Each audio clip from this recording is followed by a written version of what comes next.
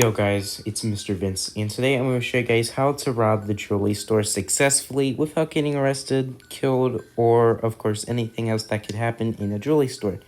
So before we continue on, if you guys are new to the channel, like usual, go ahead and hit the subscribe button, and don't forget to hit the bell icon if you never want to miss a video. And be sure to leave a like if you want to see more content like this, because it will help me a lot, and we're also trying to hit 700 subscribers by the end of summer. So please hit the subscribe button, or else I'm probably not going to be liking what's going to happen in the future. But anyways, so the jewelry store is a building that is pretty much the opposite side of the bank. The jewelry store contains one vehicle, which is the Charon. The Charon is over here, and of course, you need 500,000 to buy the Charon. So go ahead and take it once you're done with the jewelry store if you have it, or else you're just going to need a vehicle in order to, of course, avoid cops. But unlike the bank, you do not need to have a vehicle to go to the criminal bases. Now, I'm going to explain why. So, of course, the main goal of the jewelry store is to rob it, like usual. It is not a moving robbery, just like the power plant, like I covered in a couple days ago. But it is different because it's easier than the power plant, because apparently, because robbing it is a lot easier, as you can see. Now, what about the floors? So there are a total of 5 floors of the jewelry store, maybe 6 if you count the top one. The first one is going to be the one you're going to go in the most, but the other 3 or 4, if you count the top one as usual, will also be above this one. There's also another floor below the jewelry store, which contains more punch boxes. Of course, that's only used if people have already run out of, jewels in the first floor. So if that happened, just go ahead and go punch more down there, unless there's not any more. And just either wait for, of course, the jewels to reappear a couple minutes later, or just go grab some jewels on the next 3 floors. The last floor will be on the very top of the jewelry store, and I'm going to explain. So, of course, there are a couple problems. You will face camping cops on the top of the jewelry store, which will be the most common of them all. Occasionally, there will be more than one camping cop, but most of the time you will always encounter either one camping cop or nothing happens, which is mostly because the cops are just not, doing their job, I guess. But anyways, so the jewelry store opens up depending on what time and, of course, what server you're in. If you're in a private server, the jewelry store opens up at 10 o'clock p.m. If you are pretty much playing in a private server that only has a couple people. If you're playing with a large group of people in a large private server, or you're in a public server, the jewelry store opens up a little earlier, around the time when the donut shop and the gas station open up. So first you need to go to the white X's, which are either this side or that side. Most people tend to pick this side, but some people take that side because, that's what they do. Some glass will appear, and sometimes it will cause your game to lag depending on the graphics. If you're playing on the mobile version, you do not need to worry about it because, of course, the glass is not as reflectant as on PC or Xbox. So you're not going to get as much lag. Now, another thing, do not touch the red lasers, because the red lasers are going to damage the player. It takes 3 or 4 lasers to kill a single player. So if you touch them, you're going to take damage. As shown earlier in the video, I already touched one, so please do not run over them, because they are extremely deadly. There are also cameras. If you see these red circles, don't touch them because they'll deal damage. There are also white circles on the ground. I'm not sure if they're white or red, but there are white circles on the ground. Do not touch them either. There are ones from the museum, but they're a lot faster and controlled by the jewelry store, so please do not touch them or else it's going to try to oof you. And they're pretty much the same thing as lasers, except that they're easier to avoid because they're not spread apart, unlike, of course, these lasers.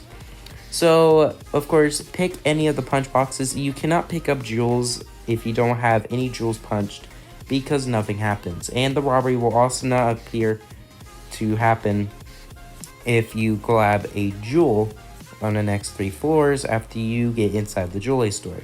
So keep in mind, you need to punch a jewel for the robbery to begin.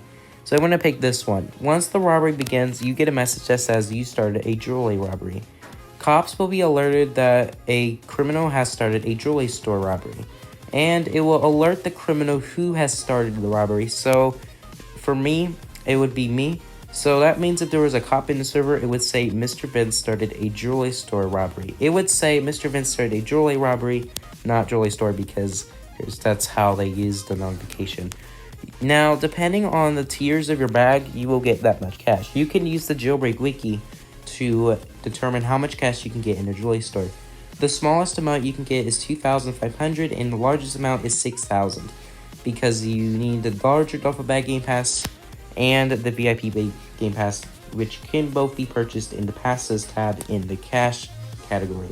So we're going to go ahead and punch these jewels, and they do emit glass, so once again it will lag the game, not as much as the other glass over there or over here, but they will despawn in a couple minutes, so keep in mind. So of course the max you can hold up is 5,000, but you get a max of 6,000 if you have the additional VIP game pass. So by default you will have 2,500 cash to collect. And also another thing, if you're making videos, make sure robbery music is turned off, or else your video will be copyrighted. So please do not turn on music because it will be copyrighted, because the music used is a copyrighted music, so keep in mind. Now, of course, the floors do change. Sometimes it could be the same floor, other times they won't. It is encouraged that you use a jetpack in here because jetpacks are extremely useful to escape the jewelry store. Now, what about jewels? You can collect jewels as long as you have at least 500 cash in the jewelry store. You will also have a tip says, make your way to the top floor and find the exit to complete the robbery. If you do not have the message because you're either robbing the passenger train, museum, cargo train, or the bank, then you are not robbing the jewelry store.